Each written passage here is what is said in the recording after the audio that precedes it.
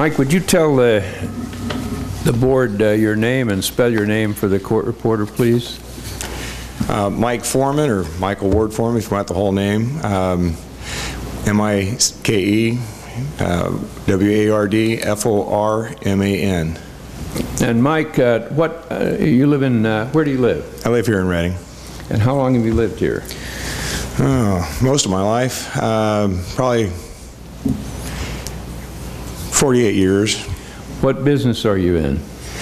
Well, what business were you in until? Yeah, was I in? Yes, that's until I just sold my business. I had a heavy-duty towing business. And why did you sell it? And mainly because of CARB. Will you tell us about that, please? Just explain that. Well, this has been developing for some time. You know, when we first had the meetings right here in this building with CARB, in this meeting room right next door, this place was packed out. And there were a lot of people that were concerned about how they were going to be able to handle this, because this was about the same time that the economy completely, you know, flopped on us. In fact, one of the issues that I was concerned about was that our revenue dropped that year when everything fell apart about 40%. And come to find out, the truck traffic on I-5 also decreased by 40%. So there was a direct correlation there. And now here we are being faced with CARB saying, well, we're here to listen to what you have to say. We want to help you. And I found that kind of an oxymoron. It just didn't make sense to me. But really what they're telling us is, we're here to tell you what you need to do to make us happy so you can comply. Basically, if you have older equipment, you know, you're going to be having to replace either the engines or the trucks or both. And, you know, we're looking at our revenue being down 40%, and just how are we supposed to make this happen? Of course, their brilliant response was, well, you just raise your rates, you know, charge more, which you heard earlier. And I mean, we were all just amazed. Why didn't we think of that? You know, that was a great idea. In reality, though, I mean, someone mentioned, you know, they have no idea about how economics works, and they really don't care. They don't really want to know. And I would actually kind of disagree with RJ in his comment. I don't think it's that they don't know who we are. I think it's that they don't care who we are. I don't think they want to know. It doesn't matter. They have an agenda, and that's all there is to it, and they're going to make sure it gets done, it gets completed. So as I'm looking at this, you know, to try to update my equipment to meet what they want it to meet, if I replace an engine and retrofit these older trucks that I have, that means I'm going to have probably a $35,000 bill for a brand new engine that would meet, you know, the latest engine meeting their emission standards. And then another $25,000 for a filter and probably labor and all the things it takes to switch everything over on an old truck.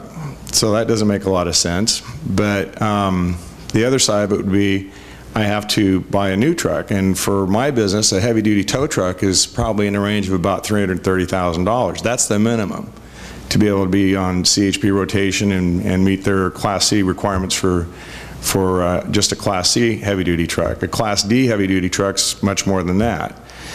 And I have 3 heavy-duty trucks and 1 medium-duty truck. So, you know, and I'm getting close to that point where I thought retirement would be probably, you know, in the cards at some point. And I was going to use a lot of the equity that I would be developing in my business and in my equipment to, you know, try to have that for my retirement.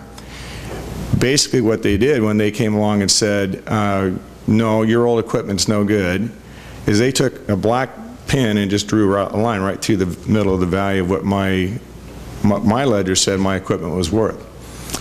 So makes things a little bit tougher as far as deciding what you want to do when you retire. Now here we are, I'll be 60 in February also, and I don't have the time to be able to go rebuild this thing and buy new equipment. And I reached the point where I finally said, you know, I have a person that was interested in my business, and I wasn't able to get what I should be able to get, what it's actually worth, but you know what, I took what I could and I sold it. Well, it sounds to me like from what you're saying that you made a business decision that was in effect forced on you by the government. Yes. Does that comply with your understanding of the free enterprise system? This has been the thing that, you know, we talked about this amongst ourselves, all the different truckers and the shops, the guys that I know for, you know, all these years. And at first, most of them were saying, no, there's no way this could happen. They can't do that. This is just not the way America works. You know, you cannot take people's livelihoods from them. But that's exactly what they've done. And that's why that room was packed, you know, when we first started having those meetings with CARB. Unfortunately, we look around this room now, and there aren't very many of those same people here. And that's because they're pretty beat down. They are just beat up. They have found that over and over again, there are no solutions to this. There are no answers. There is no one that seems to be able to mount any kind of legitimate campaign against them and stop them or even slow them down. And so at this point, a lot of them have already gotten rid of their equipment. They're already sold out their businesses, or probably most of them just closed the doors or just shut their trucks off and sold off their equipment. Now, if you had, how many vehicles did you have? I have 4, or had 4 when I sold the business. And you said that had you gotten new engines and then fitted them with the filters, that would be around $60,000 a piece? Yeah, you know, $250,000 or so. Yeah, it's probably in the range of 55,000. You know, you know, and it's difficult. I've had some guys tell me I could do it for less. But nearly $250,000. Yeah, and the real problem with that is, if I did that, if I spent that money to do that with those trucks, it would only get me out to like 2020 at that time. So it was just a Band-Aid, and I'd have to turn right around and do it again, you know, and have to get newer equipment to do it again. So virtually they made a business decision for you, didn't give you the opportunity to make it. Yeah, it made it a tough decision because, like I said, our revenue dropped 40%, and it started coming back, but not to the point where you would say, hey, I've got a lot of money now, I want to go buy 3 brand new trucks or 4 brand new trucks or whatever, or change all these engines out. I decided to go ahead and take a step toward trying to be compliant with CARB, and I did buy another truck, and I retrofitted that one, put a filter on it. The DPF filter, the diesel particulate filter, is what eliminates the fine particles that they were talking about. The DEF fluid that we're talking about, the diesel exhaust fluid, is actually an after treatment that comes in after the filter, and that just converts the NOx emissions to basically inert. It's nothing, basically, no NOx emissions left. At that time, all I could do was just the diesel particulate trap, or diesel particulate filter, so that at some point I would have to deal with the NOx emissions, because that's where CARB would come in and say, okay, your truck for a while will be okay. You go through all this expense, you do all this, now you'll be okay until 2020 or whatever the date, and that's always a moving target, so it's hard to say exactly. And so I did that. I bought another truck, and you know, got in compliance, at least so that I could keep working for a while longer, hoping that I could turn around and maybe buy a used truck for a lot less money that would be at least a 2010 engine, which a 2010 engine is only in a 2011 truck. So it wouldn't be a lot less than a new truck, but at least something less, so I could afford to stay in business. Mike, is there anything else that you want to add? I know that you've thought very carefully about this after we talked, and you wrote out some notes. What else would you like to add to the board? You know, it's still mind-boggling to me that they would have the audacity to do what they're doing, the arrogance that they have, their attitudes, their indifference. And when I learn about this coordination, you know, and how they've basically ignored that and basically thumbed their nose here at this board about coming and talking with them and working with them to coordinate, you know, it's outrageous. It's absolutely outrageous.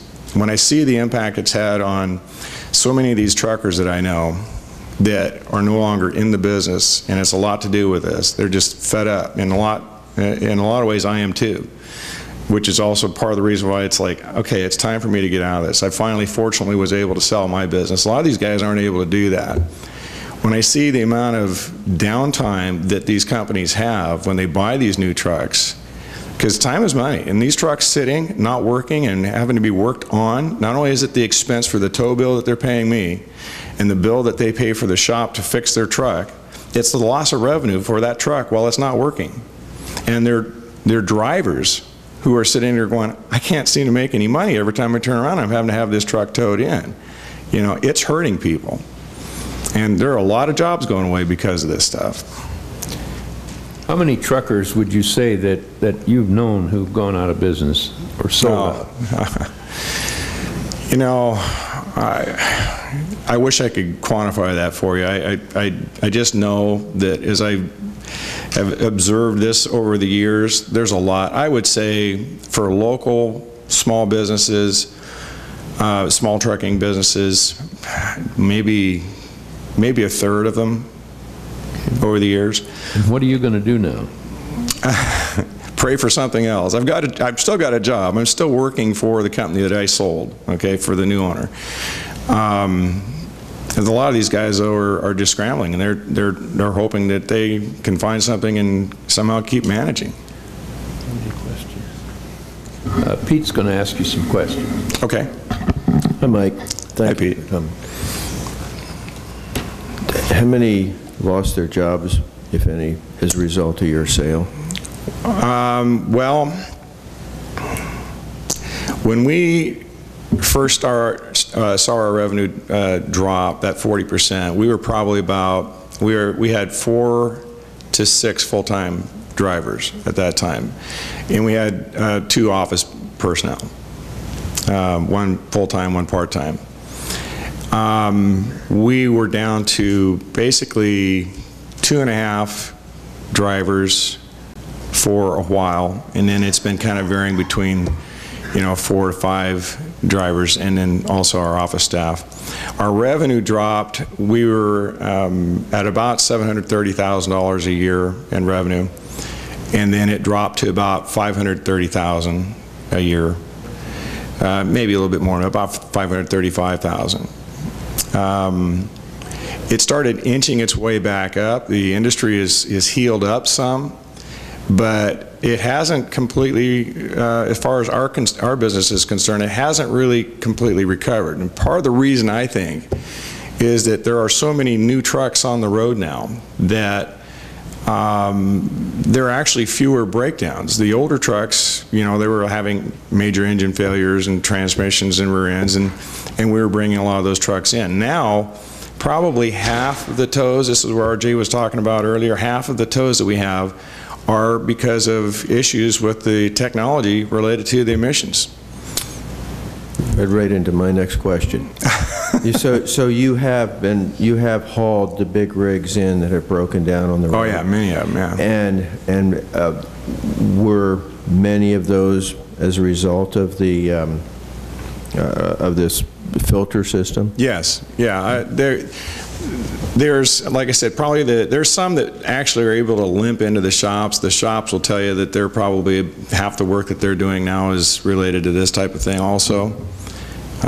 There was a question one time brought up about the fires and issues like that. Mm-hmm. And you know, we've done some recovery work with that type of thing. Not a huge amount of that, but one that I remember in the early days when they first started coming out, there was a brand new truck. It only had like 10,000 miles on it. And somebody ahead of him, it was like 5 o'clock traffic, so heavy traffic down here in Cottonwood, on that bridge crossing Cottonwood Creek, and they lost the mattress off their car. And it caught underneath and wrapped around the driveline and just shredded the thing. It wound up around underneath there, and the guy pulled his truck over, just past the bridge. And of course, that really hot diesel particulate filter was right there, and that mattress material caught fire. So fire truck came and managed to get it out, but they ran out of water, and while they're sitting there, they thought it was out, it started up again. And they lost the entire truck and trailer. And, you know, I don't know how many cases you could really point to for fires, but whenever you have essentially a kiln underneath your truck, which is what those things become, they get super hot, and you get anywhere near fuel, or if you're in an accident where fuel could be exposed to it, it just seems like you're asking for trouble. You know, this is a bomb, basically.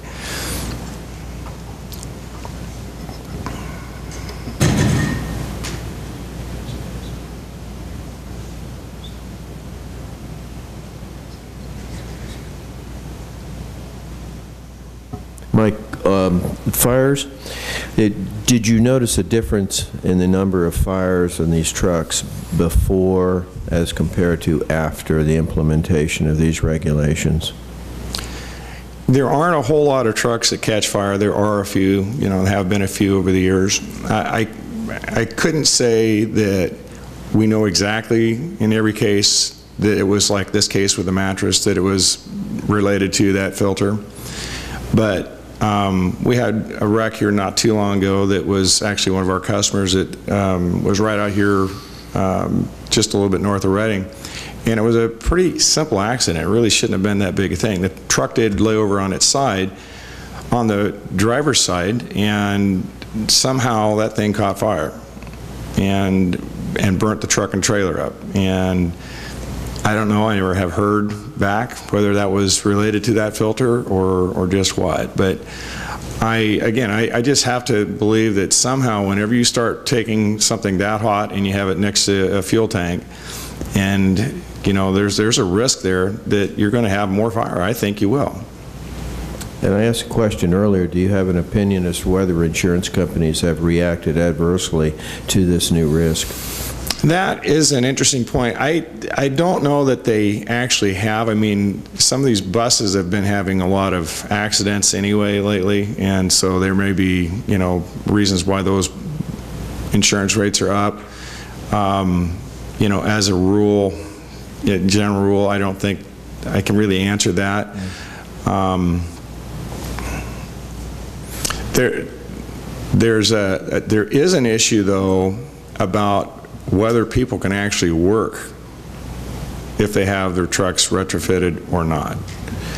I know a lot of these guys in the construction business, actually even freight haulers, if they're wanting to haul freight and they're going through brokers, these brokers are going to want proof that they are in compliance, that they have a certificate that will show that they are meeting these requirements. This is one of the reasons this other gentleman was basically put out of business. And they're basically limiting whether they can work or not. They're not allowing them to, you know, to work, and they're using other ways of getting to them other than just policing them out on the highway. They're actually, you know, going through brokerage firms and other companies that are hiring people to work for them, whether they're hauling dirt, you know, for dump trucks or whatever. Thank you. I have no further questions. Mr. Hearing Officer, unless the board has questions, that would end our questions of the witness. Okay. Mr. Foreman, first thing I'd like to talk to you about, you talked about a minute ago about a truck that was on fire and they ran out of water and then the truck burned completely down. Yes. When you've got a fire, being a former fireman up in Alaskan petrochemical situation, when you have a fire, you have to take the molecule that's burning and you have to take it down below its flash point. So say if it's got a flash point of 400 degrees, you're going to have to take it below that so that it doesn't flash back on you again. These filters can run upwards of 2,400 degrees. So you're going to have to take that down to below the flash point of whatever it is. They must not have had enough water. You know what I mean? It's obvious that the truck burned down. But the thing with it is the flash points are so high I mean, I'm sorry, the temperatures are so high with what you're working with that I don't know what the flash point is, but when it goes off, it's going to go off. So it's very dangerous that, that a fire truck comes out and doesn't have enough water to put it out. Then the other thing, and comment on that if you would, on the fires. Well, I just think that, again, they do get very, very hot, and if you're pulling a grade, working your engine real hard, then that gets real hot again. If you happen to break down in the middle of that grade and you come to a complete stop, what's that going to do? It's just going to sit there and bake, and now you've got whatever around you, including asphalt, whatever that's around you that might melt, or what have you. And I've actually had that happen with the truck I did put a filter on. I've pulled over and stopped when it's, for whatever reason, and it's still hot, and you can smell and you can feel the heat coming up around that thing. They're hot. They're really hot. So you're in that situation, you're in a really bad situation. I mean, bad things can happen. Nothing good can come from it. Right. You don't want to pull off onto the shoulder in grass or something like that. That's for sure. That you could have a real big problem there. That's like what happened to the fire up in Washington, I think, back several years ago when it burned down a small subdivision of 28 homes, and that was all directed back to one of these filters. Yeah. And the other thing I wanted to mention, what you were talking about, this somewhat goes back to an earlier comment that I made about the individual down at the CARB meeting that was 55 years old and had a truck and had a home, and he and his wife were doing just fine until CARB pulled the rug out from underneath them. And the board member's name was Hector De La Torre that made that statement that you should have planned better. But I wonder, from talking to different folks that have talked today and listening especially what you just got through saying, that there must be a massive number of owner-operators of small trucking companies that are going out of business because of this. You should have planned better. Gary, that one of the things that really irritates me when I think about this is that the guys that the companies that do have the means to buy new equipment will, and of course they see that the smaller guys aren't going to be able to maintain and compete and buy new equipment. And it has really upset that scale, that balance. I think that it's really difficult for a small business to be able to try to compete with those guys. And sir, I can say this, and I think I'm going to be correct in saying it, the driver of business in the United States of America is the very person or people that you just mentioned are the small business owners. They're the ones that really drive the economy of America when you really come down to it, at bringing our produce to us and all the goods that we have all over the country. Right. And these are the very people that this is targeted to. Yes, right. The very people it's targeted to. Yeah, to me, it's the epitome of arrogance, and there's no understanding, no desire to understand, no empathy, no sympathy, nothing. It's just, it's insulting. What he said, is just absolutely degrading and insulting. Totally, 100% agree with you. Thank you, sir. You're welcome. I would like to also comment, when I'm thinking about this, when we're talking about pulling that grade, part of the reason that part of the thinking behind these filters is that you're going to work your truck so that you end up, burning this stuff out of your filters to clean them out, basically, because after a period of time, if they don't get hot enough, they will plug up. They have to be incinerated, basically. Whatever that soot is that's left in there has to be burned out, incinerated, turned to ash, real fine ash, so it'll completely pass through. In a lot of trucks, they aren't able to have that kind of duty cycle, all right? And there was one man that I know here in town. He was is a logger, and he had an older truck, and he applied for a Carl Moyer grant, and that's a difficult thing to actually qualify for. It's not easy to do. And he got the grant, and they put a brand new Cat engine in his truck, which, by the way, Caterpillar stopped making engines for trucks in 2010. They just said, no, we're out of the business, we're out of the game, we're not going to do this anymore, or at all. And they still make tractor engines, but not for trucks. And so he bought this new, or got this new engine through this grant money. They put a filter on it. His fuel economy when he was driving around in this log truck was probably around the 6 miles per gallon range before, and it dropped to 3.5 miles per gallon after that. The reason for that is that when he was driving up into the mountains, he was empty, and so it really wasn't working that engine too much. Then he'd get out on these logging roads and he'd be idling along, 15 miles an hour, whatever they're doing. Again, not working that engine, till he got loaded up, and then he'd be idling back down. He'd be loaded, but he's now coming downhill, so he's not working that engine all the way back into town. So what would happen is that they have two different types of filters. One is a passive and one is one that regenerates. It's an active system. So the system would sense a certain amount of back pressure and exhaust between the filter and the engine, and it would tell it to regenerate, which is what John Mahan was talking about earlier.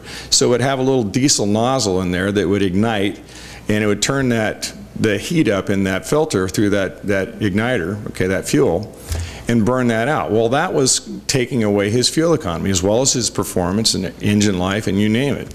Engines were getting about, probably pretty reliably, 800,000 to 1 million miles per engine until they started doing all this stuff.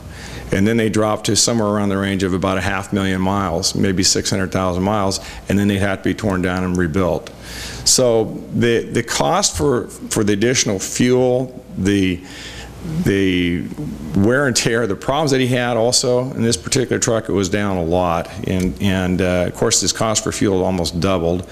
So it was just driving him, right to his knees. They had these demands in place, and they required all this without any consideration to the fact that the technology wasn't in place.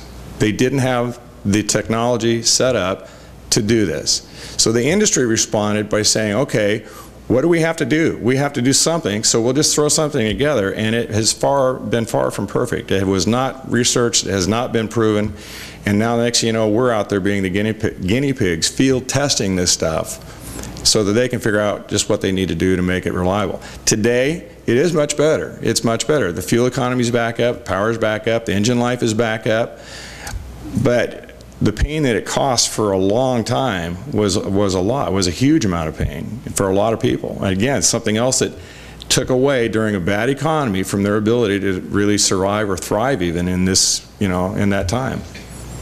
Yeah, well, it looks like that what we really need to do is to get some traction down there in the CARB palace and go through attrition and move the older trucks off the road through attrition, just like they did with the cars and the catalytic converters and some of the other things that are going on, rather than go through and driving people out of business and this kind of stuff. But sir, thank you. You're welcome.